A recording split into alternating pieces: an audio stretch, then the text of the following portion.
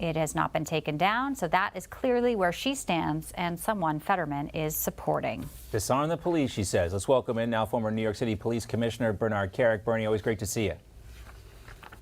Thank you. Well, I know you don't believe this, but if America is supposed to believe that Joe Biden is pro-police, he certainly has a funny way of showing it. Police defender Medela Barnes didn't even show up in Wisconsin. And then there's John Fetterman in Pennsylvania who wants to legalize all drugs, and he goes soft on second-degree murderers.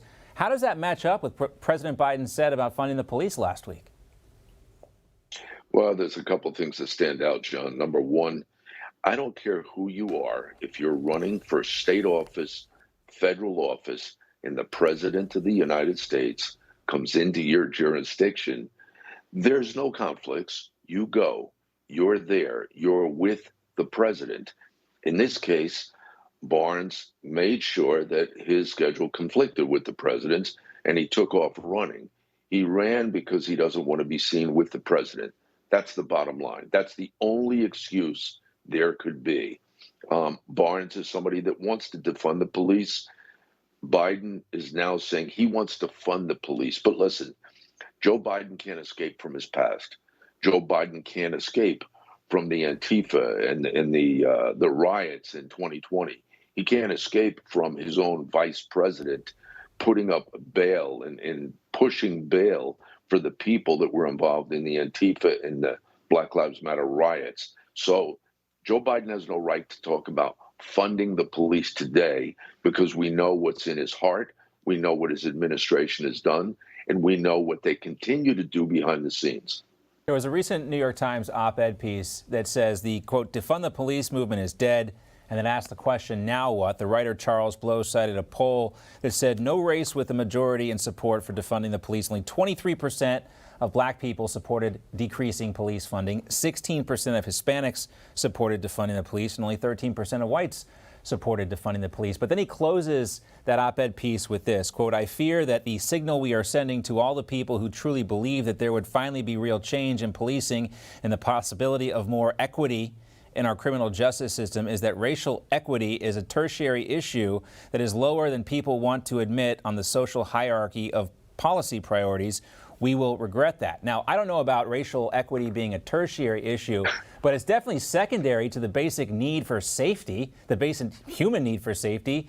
Isn't that why only 23% of blacks and 16% of Hispanics support it, similar to whites? Everybody wants to feel safe. Yeah, you know what? You know what, John? You know what they lose sight of? The people that are impacted the most by the increased violent crime and the increased shootings and the increased murder rate are the people in the Black and Latino communities. That's why they don't want defunding. That's why they want more police. If you talk to the real community leaders in those communities, not the activists, not the lunatics on the far left, not the people on the outside that come into these communities and stir havoc and create chaos, not them, but the real community leaders, they know what it takes to create safety and security in their communities, and it takes the police to be there. So that's what they're asking for. They're not going to support defunding.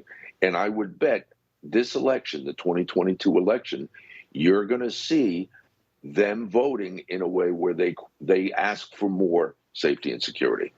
Yeah, you're probably already seeing that in a lot of places, too. Now, let's talk about the realities facing cops on the streets in 2022. So far this year, 234 cops have been shot, 45 killed in the line of duty since the beginning of the year. That's according to the National Fraternal Order of Police.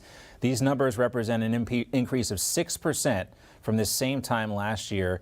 And we also have to mention the fact that 58 of these incidents were ambush-style attacks. And that perhaps is the most concerning part of this, Bernie, an increase in these ambush-style attacks on law enforcement. You know what, John? There's an increase this year over last. There was an increase over last year, over the year before.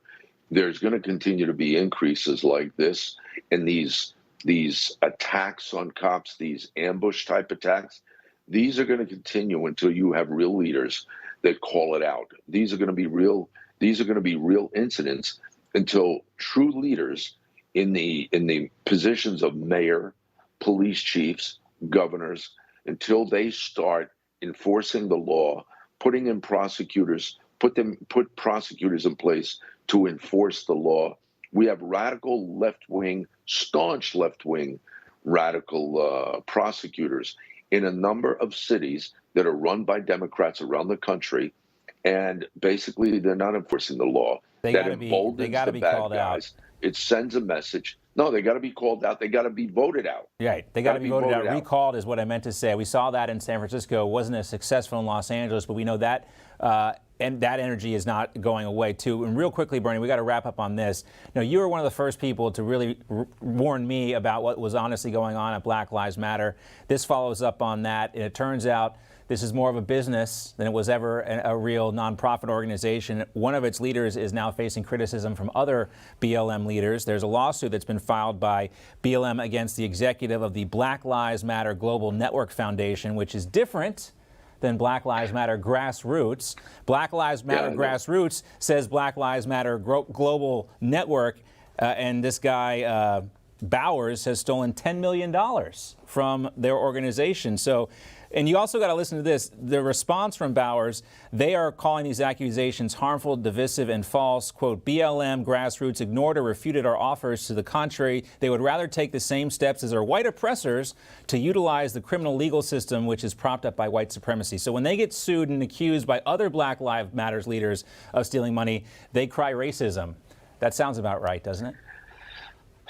Yeah, you know what, John? We talked about this from the beginning, from the very beginning. And you know, all I can think about are the companies out there like Delta and Coca-Cola and Apple and Google and all these companies that have given them tens of millions of dollars, and it's disappearing into the pockets of the leadership of Black Lives Matter.